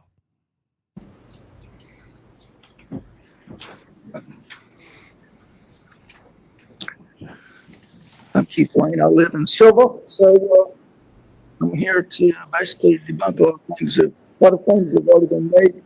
I'm going to start with the last time a regional library was formed was 1964. So the trend is for. Why are you yelling at me, Keith? Chill out, dude. I don't think that's not the charm and charisma to get people behind your message, doggy. For these regional boards to basically dissolve because they are large enough to be standalone libraries. And I believe Jackson County is such. We have a budget of over $100 million. I think we've got people here that can fully man a board for policies and so forth. I was at the last Fontana Regional Library Board. It was stated by the finance officer they have in their checking account, one checking account, $2.5 million. That has been accumulating for 80 years. The 80-year surplus, and according to his math, $2.5 million. My question would be to to the Fontana Regional Library Board how much this is all an overpayment by the 3 counties. So do you even know how much you overpaid last year? My concern is you're not getting proper accounting of the finances of overpayment. As of June 30th, Jackson County government overpaid $166,000 to the FRL. That will go into that account, and it will continue rolling over. There could have been some checks written the last Check the audience response. They popped on that one. week, and it could come down. So how much of the $2.5 million is going to come back? That would be a big question for me. So one lady, I've got a whole list here. Do you notice the pattern in the math? Here's the math. I don't know. One lady said, well, the library members do not make a living wage. Well, the FRL is the one who decides how much they make. It's not you guys. So they decide. They will actually get a raise if they become a Jackson County employee. I would also like to say that one lady says you were given your position. You weren't given your position. You were elected by the citizens of Macon County. You were all of Jackson County. Order, please. I know you remember that part, which is like, yeah, it was funny and the crowd popped on it.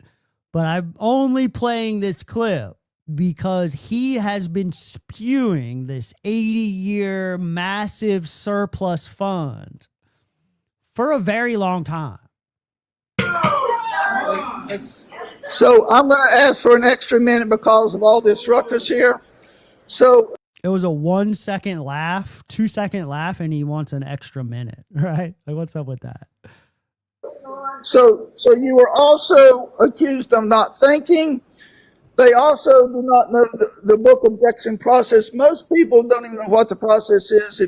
Most people don't even know there is a process. Over a year ago, it was stated at FRL board meeting, if you objected to a book due to obscenity, the board could not make the decision. It had to be a lawsuit. So I would like for, so these are facts. Also stated at your joint meeting, one of you asked if we could have a community group to review the book. That was his time right there. And the response was, well, the public is not trained to review the books. That was stated as fact. It was also said you were not transparent. You've had meeting after meeting after meeting about the library. So also, I would like to say the most popular book ever written is the Bible. So Everyone, please. So we should. Hang on. Let's give him 5 more seconds, Mr. Blaine finish. I got more I want to say too then. Fuck yeah. So I've been over talked here constantly. So I think we should be removing some of the people from the meeting when they start over talking. Thank you. Thank you. All right. Y'all remember when he was lugging around that camera with the big lens on it like he's some fucking photographer? The only reason why I played that was just to show the pattern of language, the pattern of behavior, the pattern of mathematical gymnastics, so to speak. And so let's pull that back down. So Lori Richards reports that Jackson County is due to get a large $1 million refund from the FRL.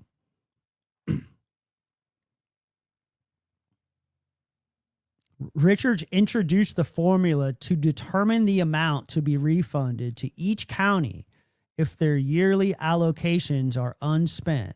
The formula, along with 3 amendments to the FRL's interlock agreement between Jackson, Macon, and Swain counties, were voted on in January.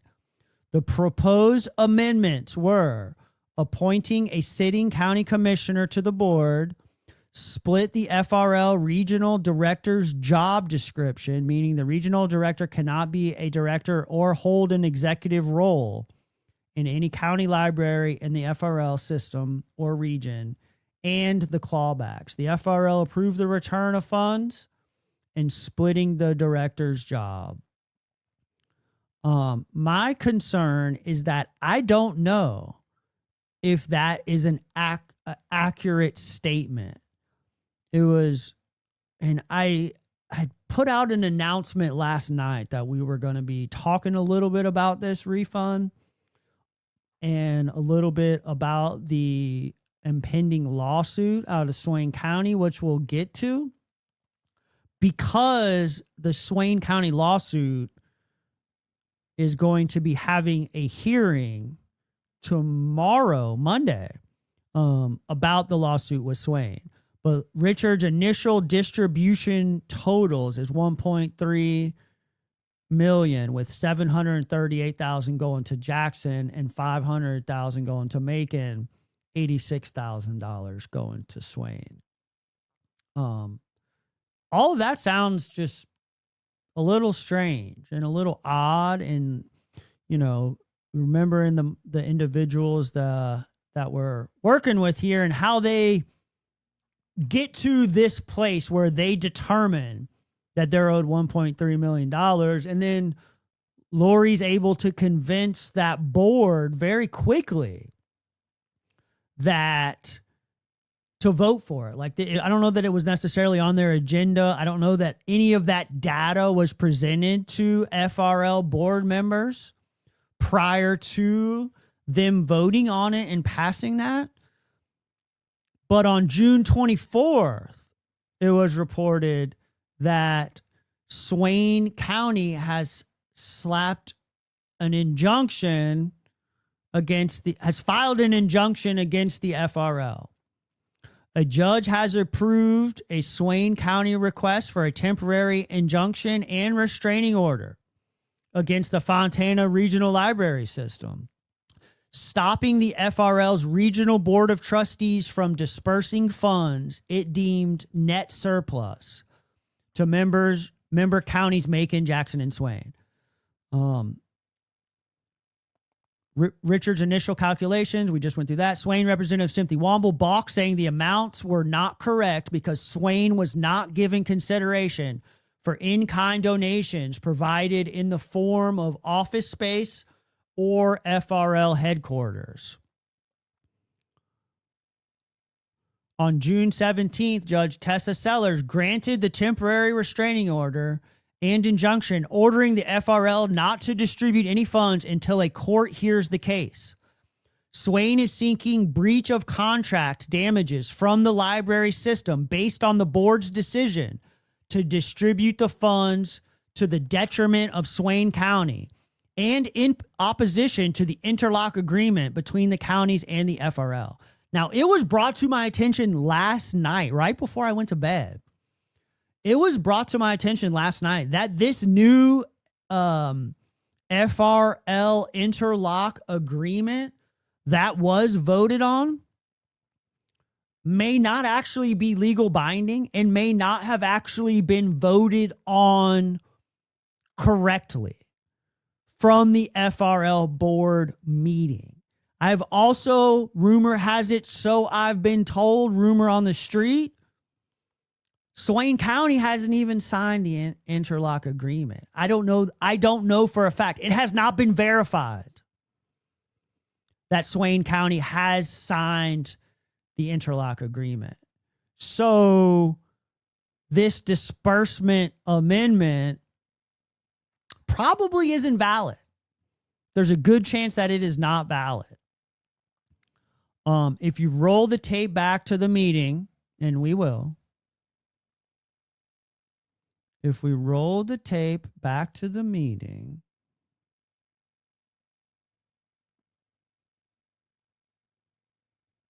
bear with me, I'm a one-man show.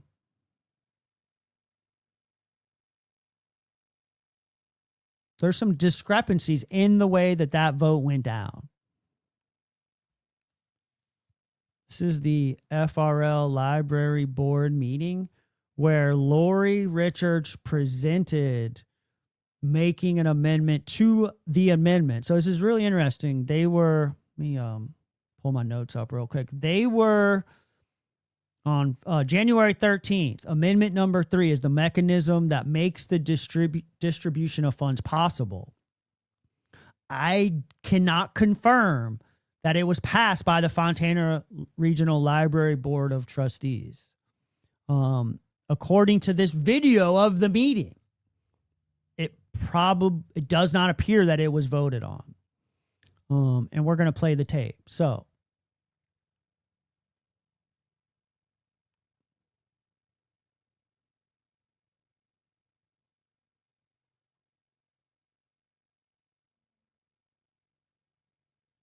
All right. The amendment proposes to add at the end of the year, upon completion of the audit and calculation of payables, any remaining funds in excess of operational costs will be reimbursed to the counties that allocated the funding in proportion to their respective contributions. We would have a motion regarding amendment number 3. So that's the amendment. That's the amendment. Amendment number 3. Bill Thompson read it. And Bill Thompson, oh my gosh, Bill McGahee. There's so many bills, all these bills. I'm over these bills. Billy Ballgag is suspect number 1. And we'll finish with him. But McGahee laid out amendment number 3. I move that we accept amendment number 3 as read. We have a motion. Do we have a second? I'll second that. So they have a motion. It's the technicalities of how the vote went down and what they were voting on. So he presented the amendment. There was a motion to vote on it. Okay, we have a motion and a second. My lights are flashing and it's getting rainy outside. Okay. Thank you. Did you want to be recognized? Yes. Okay. Go ahead. So he presented the amendment. There's a motion to vote on it with a second. So that means they are ready to vote. And then Lori Richards chimes in to make an amendment to the amendment. And I guess it's like technicality and wordy and stuff, but the rules are the rules. The laws are the laws, yo. Move that amendment 3 be amended as. Did you hear that? She wants amendment 3 to be amended, but they've already got a motion to vote on it. Follows. And she wants to add her mathematical gymnastics portion to this.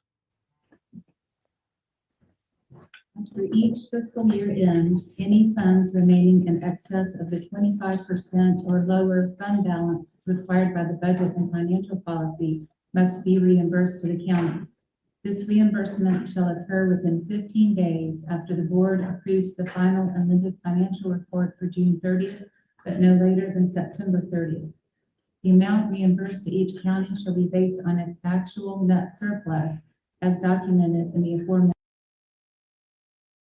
So she's amending it to include all of her mathematical gymnastics.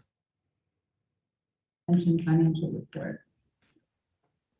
Okay, we have a motion to amend the amendment. Do we have a second? You hear that? So they have the amendment, amendment 3. There was a motion and a second to vote on that amendment. And then she speaks up and wants to amend that amendment, but they haven't voted on it yet.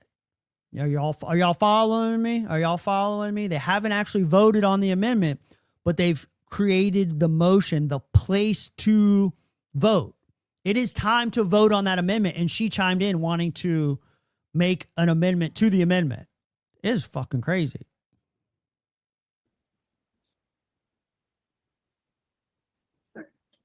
Okay, Deborah, second. So there's a motion and a second to amend the amendment, but they never voted on the first amendment. All right. we vote on the amendment first, and then on the motion as amended. Did you hear that? They're going to vote on the amendment first because they had already done the motion in the second to place the vote. The amendment passes. That's how we do this. That's how we do this. First, and then on the. All right. We vote on the amendment first, and then on the motion as amended if the amendment passes. That's how we do this. You got that? Did you hear what he said? I'm going to play it one more time. Okay. Deborah, second. All right. We vote on the amendment first, and then on the motion as amended if the amendment passes. That's how we do this.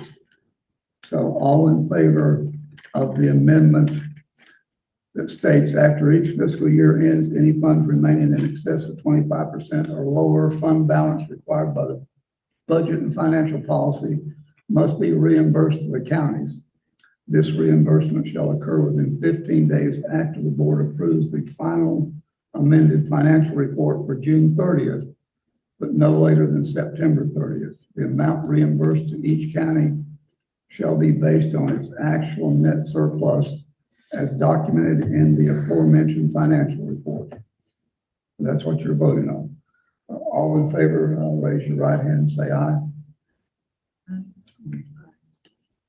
Have 5 in favor, opposed, abstain, 5 in favor, 1 abstention. That's the amendment. And so they voted to pass the amendment, but they did not vote to pass Lori Richards' amended portion of that amendment. He said that they're going to vote on it after passing it. Okay. Deborah, second. All right. We vote on the amendment first, and then on the motion as amended if the amendment passes. That's how we do this.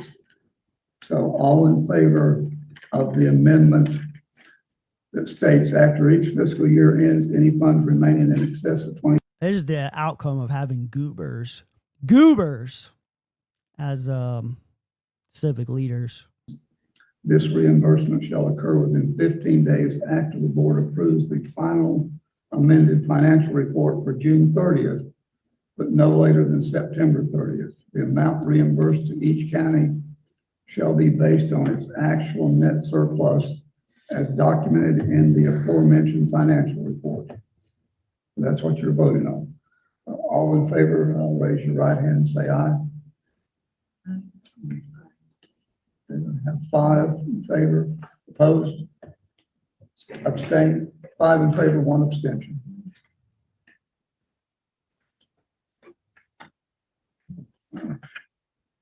New business. FRL leave and absence procedure. Someone tell me what just happened. What just happened? They voted for the amendment and then they just moved along and did not vote for the amended portion of that amendment. The amended portion that Lori Richards, the motion that Lori Richards introduced, which he said right here, they would be voting on separately. 2 separate votes. Vote on the amendment and then vote on the amended amendment. To amend the amendment, we have a second. Actual net surplus. Okay. Deborah, second. He never voted on it. All right. We vote on the amendment first, and then on the motion as amended if the amendment passes. That's how we do this. 2 votes. 2 votes. That didn't happen. And then back in January, after this vote, they took that interlock agreement that was not officially voted on, the stuff that Lori Richards added, that included Lori Richards' mathematical gymnastics. They took that interlock agreement and sent it to each county, to Swain County, to Jackson County, to Macon County, to vote on, even though it had never been approved by the FRL board. Right?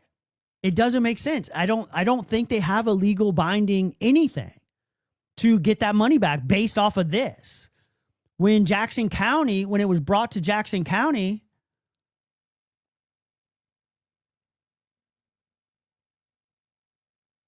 I'm having some problems here. Hang on. When it was brought to Jackson County to be voted on. This is Fontana Regional Library amended agreement. Fontana Regional Library amended agreement. They're going to vote on it. And in March 3rd, they're going to vote on it, but it was never actually officially passed by the FRL board. However, they sent it to the counties. And then all of a sudden, ironically, the least prepared commissioner at every meeting,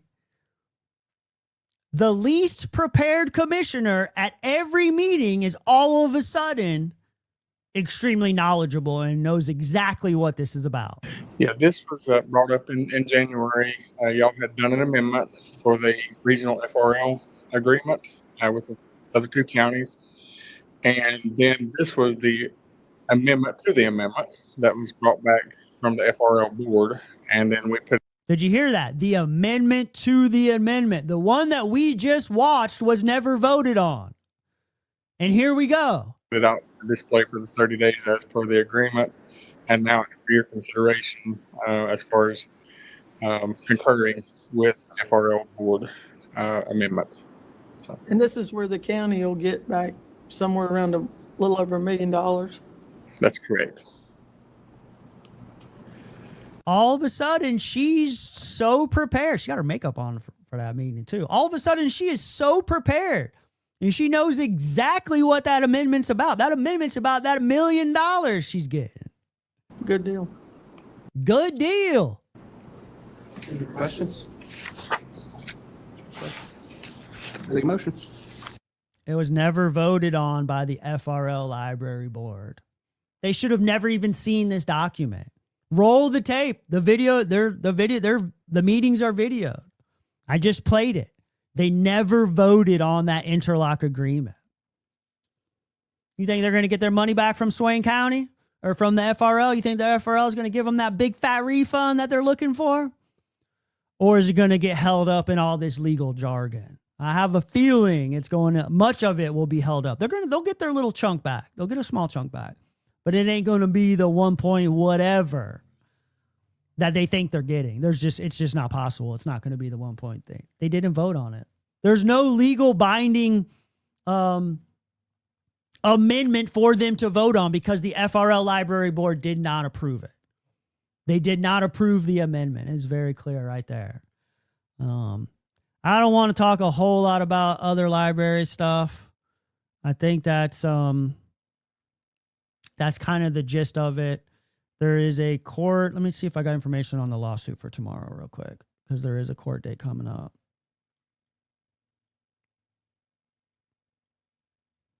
Yeah, June 29th in Clay County at 10 a.m. So I don't know if that'll be televised. I hope that it is. If it's not, somebody record and send me what you got, all right? Nothing in the interlock agreement authorizes the distribution of those assets merely because one participating county elects to withdraw from the regional arrangement. Very clear, very clear. Just because you decided to take your ball and go home and you took advice from Keith Blaine, who is reporting who believes that there's this 80-year stockpile of money, and you came up with this mathematical gymnastics equation to show that we owe money. From what I've heard, y'all took your snapshot right before a bunch of spending, and then that snapshot includes both expenditures that are getting ready to go out, and it includes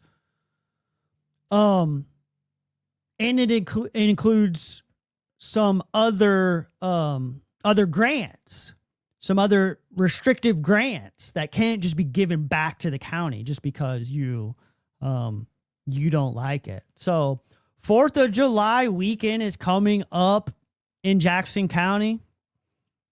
Next weekend, there's a lot of stuff happening around town. I did just want to talk about that for just a split second before we wrap this baby up. We're having a Veterans Day parade over in Dillsboro on Saturday at 10 a.m. I'm not sure what the connection is, but it will be in honor. I'm being told by Beth Jenkins. Y'all know Beth Jenkins. I'm being told by Beth Jenkins that this is an inclusive event for all veterans, regardless of your religious or political beliefs. All veterans are welcome. I will be down there in my new Bill Davis Treaded On Me shirt, Billy Ballgag. Treaded On Me shirt. I will be broadcasting hopefully live from a discreet location. Waiting on approval of the location now, but I hope to be broadcasting live. Come hang out with me. Come document some of this nonsense. I don't trust them. I do not believe that this is going to be a nonpartisan or non-religious event. They are going to be going hard on the Jesus juice. They are going to be coming hard with the Jesus juice. And then later on that day, starting at around, I guess, 3 o'clock over at Bridge Park downtown, there will be a celebration with live music, Mountain Winds Community Band at 3, and the Gotcha Groove Band at 6, followed by, I guess, is there fireworks? I don't know. Nothing about fireworks on the flyer, but that stuff's happening this weekend. The Black Rabbit Collective will definitely be down at the event. Look for the bright yellow shirt. Y'all know Bill Davis took it upon himself to censor you on Facebook, to censor you, to censor your social media. They locked up, me and John talked about it a little bit at the beginning, but they locked up I got to move myself again.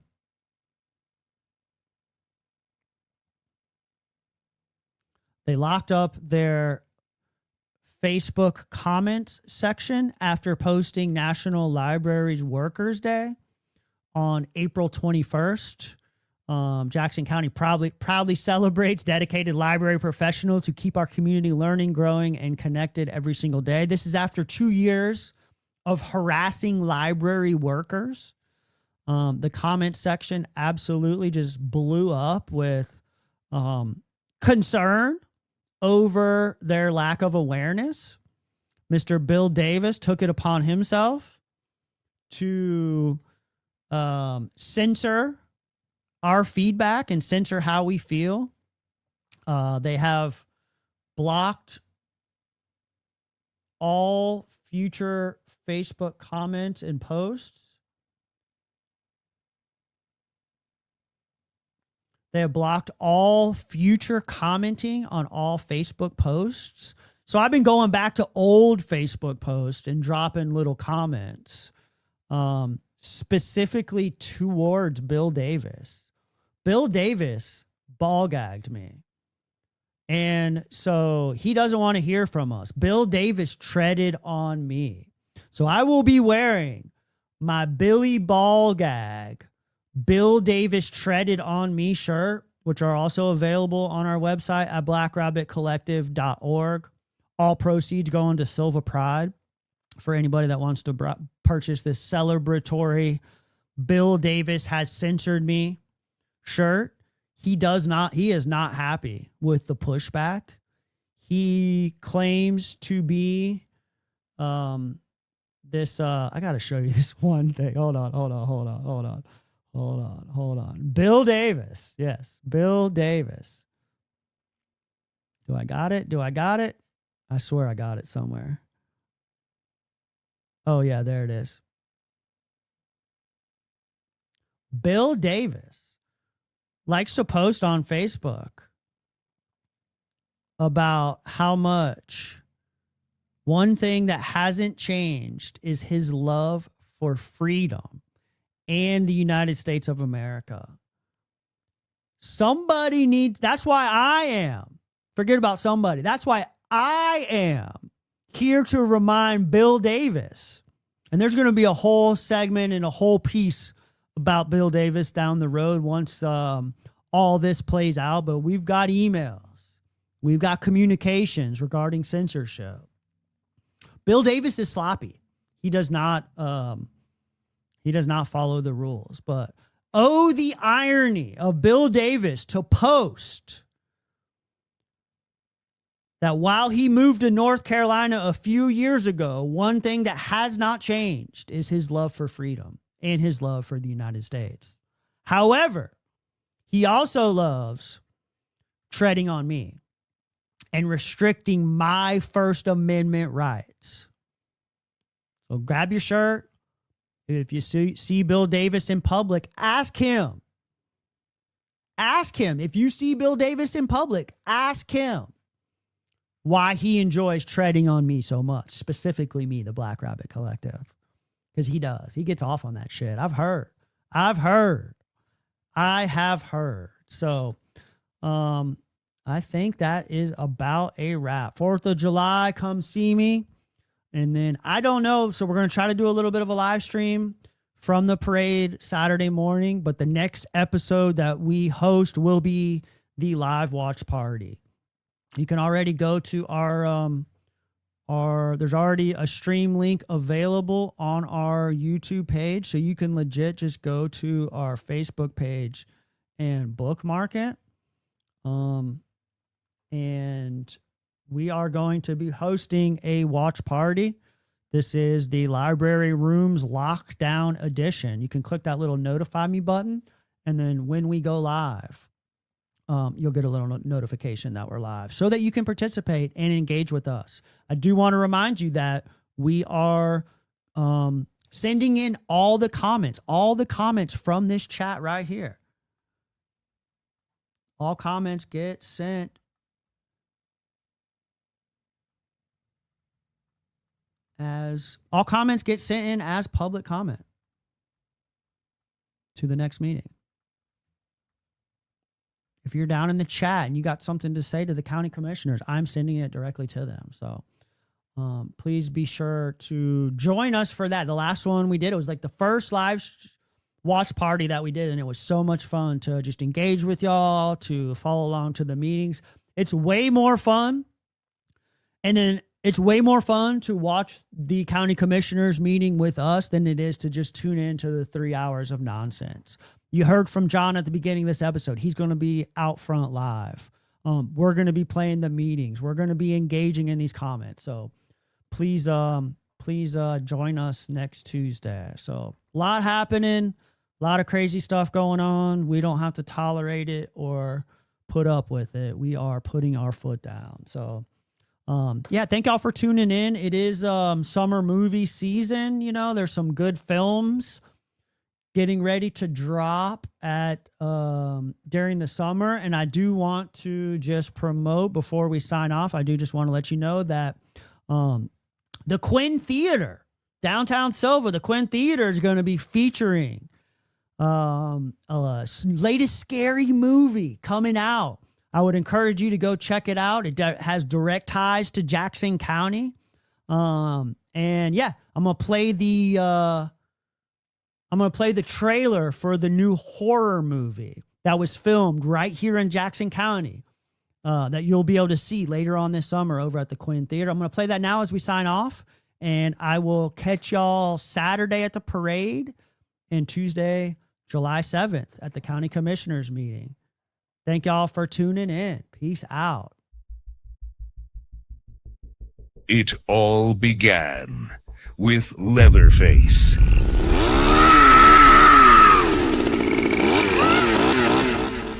Then the massacre continued in Leatherface 2, The Reckoning.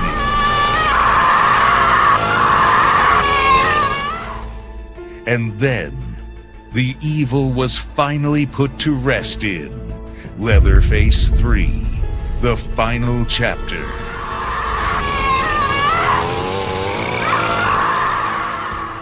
Or was it?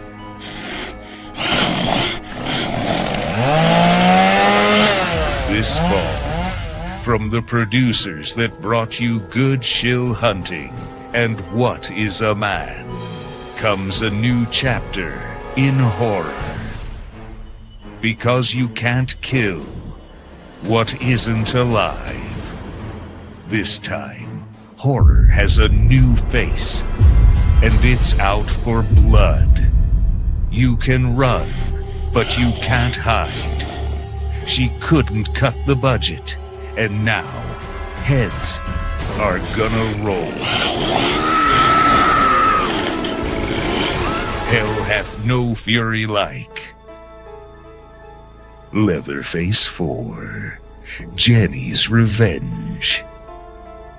She's got a chainsaw and a grudge, and now the county is going to pay.